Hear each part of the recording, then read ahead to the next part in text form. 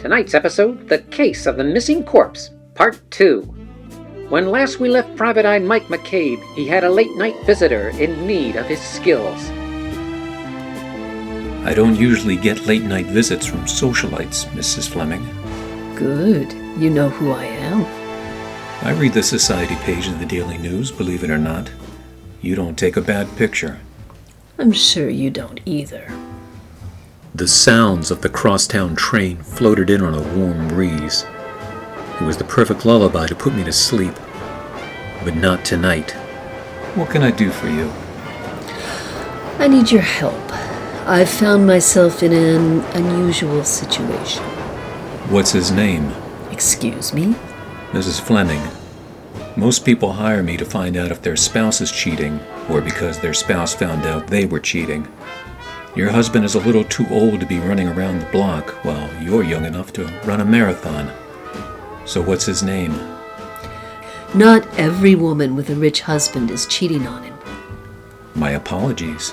I'm sure you're just looking for advice for a birthday present. You were about to give me a name?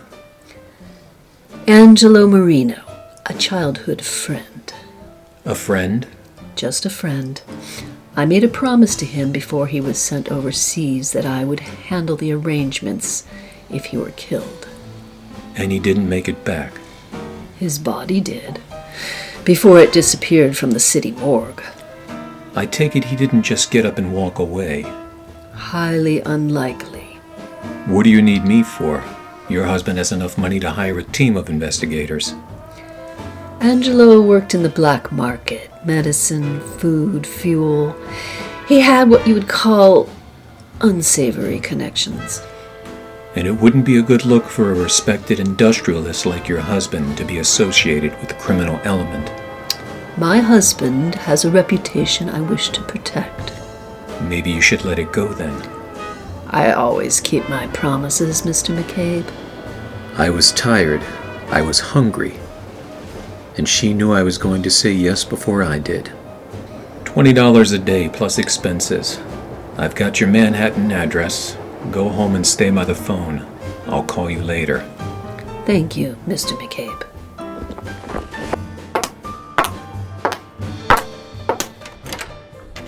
I don't need to tell you that a lack of discretion would be a disaster for me. I made a promise to myself I wouldn't let it come to that. Don't worry. I can keep a secret.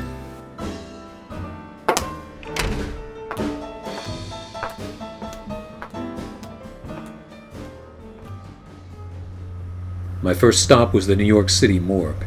The janitor was more than happy to rest his mop and look the other way while I snooped around, especially after I gave him a bottle of scotch and a 5-spot. According to the medical records, Angelo Marino was brought in 2 days ago. Cause of death was having a grenade as a dance partner. The body was identified by a Charles Ferris. Current contact address listed as the Boulevard Hotel, room 403. The Boulevard Hotel wasn't what you would call ritzy. Mostly out-of-town salesmen who went to bed by 9 and the occasional hooker who was in their bed by 9:05. The front lobby looked like management had started a renovation then quit halfway through. The wallpaper was the color of week-old oatmeal, and the carpet had a pattern made of cigarette burns. The desk clerk was dozing, his head slumped on the desk while his hand rested on a chipped mug overflowing with what looked like spaghetti sauce. As I made my way to the elevator, the lights went out. Dumps like this had old wiring, and a blown fuse wasn't too surprising.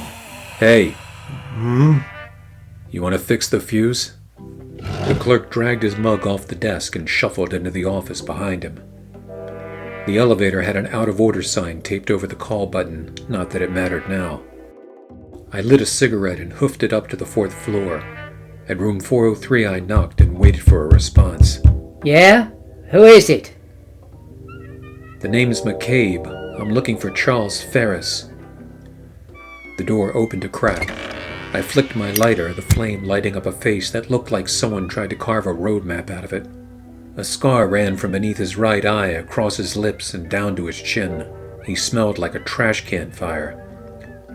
What do you want? I need to ask you some questions about a body that came into the morgue the night you were working. I took out a $5 and waved it just outside his reach, hoping I wouldn't go broke before the night was over. Come on in. He snatched the bill and checked the hallway before closing the door behind me. A bare bulb hung from the center of the room, but the fuses hadn't been replaced yet, making it hard to see. Ferris opened the blinds. The hotel's neon sign outside his window filled the room in an ugly red light. There was an open suitcase on the bed. Do you remember the body of Angelo Marino being delivered to the morgue Wednesday night? Soldier killed in action? After checking the street, he turned toward me. What's it to ya? I have an interest in mortuary science. You're a funny man. The body went missing. I was hoping you might have some idea where it went. I don't know nothing about that. You might want to take a minute to think before speaking. I'm not playing the scapegoat here. Who sent you? Pace yourself, Ferris. You'll find you'll live longer. And you'll find you won't live at all if you don't answer me. He reached into his jacket and pulled out a .38 revolver. Last chance, hotshot. The lights came on suddenly. I flicked my cigarette into his face and lunged for the gun. It went off, hitting the picture frame on the wall behind me. We struggled, falling over a chair. He slammed me into the edge of the desk, his left hand punching at my face. Pain exploded in my jaw. I brought my knee into his stomach and shoved him hard. His back hit the dresser and I followed with him. I tried to pull the gun from his hand, but his grip was like steel. My hands were sweaty and I didn't know how much longer it would be before it slipped from my fingers. I reached for the lamp on the dresser and swung.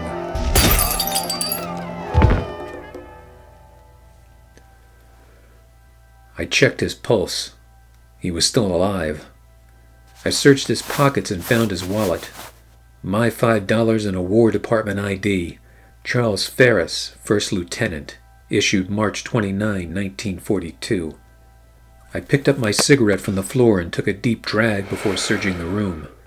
Nothing except his clothes, a pack of cigarettes, and a book of matches. I wiped my prints from everything I touched, and with his ID in my pocket, I left through the fire escape. The military ID was bothering me, so I made 2 calls from the phone booth around the corner. One call was to Vera to see what she could find on Angelo Marino. The other call was to an old Army buddy of mine, Captain James Rawlings. We served together in the Pacific before he was transferred to the War Shipping Administration.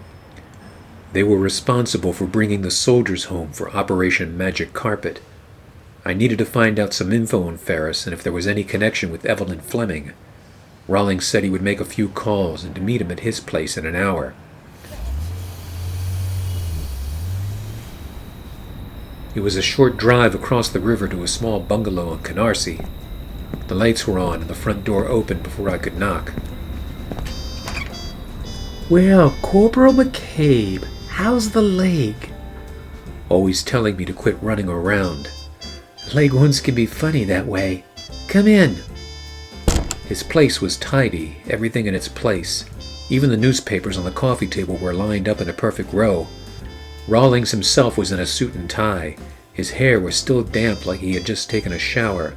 I was flattered by the effort. I did some checking. Lieutenant Charles Ferris was one of our guys in Operation Magic Carpet. Never met him myself, but it's odd. Seems the lieutenant was on the first transport home on September 6. Why is that odd? Because he didn't accumulate enough points to qualify for a return, and he wasn't a POW. How did he make it to the front of the line? I don't know. That would take someone with a lot of influence to push that order through. Like who? Sorry, pal. That's above my pay grade. What about Evelyn Fleming? Anything on her? Yeah, she was a dancer with the USO. Entertained our boys from 1942 to 1944. I thanked James for the info and headed for my car. My brain was on fire. Evelyn could have known Ferris in Europe. Maybe Ferris was just helping her keep a promise to a dead man. But why was he calling himself a scapegoat? And what would someone want with Marino's body? Then it hit me. Unfortunately, someone else did too.